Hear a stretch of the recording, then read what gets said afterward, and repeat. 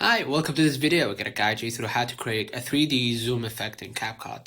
To create a 3D zoom effect in CapCut, upload your photo to the timeline or your video, select it, and type style or animation if you have a new feature or new version. Inside, what I'm going to do, I'm going to switch to 3D. Select your favorite 3D animation. So let's say this Simple one. tracking analytics or So basically that's it. CapCut CapCut's AI will analyze and animate your image. So you can also find this under Effect, Photo Effect 3D Zoom. So if you have a photo, let's say I'm gonna create a freeze. I'm using a freeze. Okay.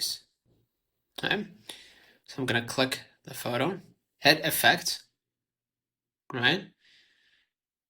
And find Photo Effect or Style. Alright. Then switch to find 3D. And you can use the Orbit 360, Portrait, right? And choose 3D Cartoon.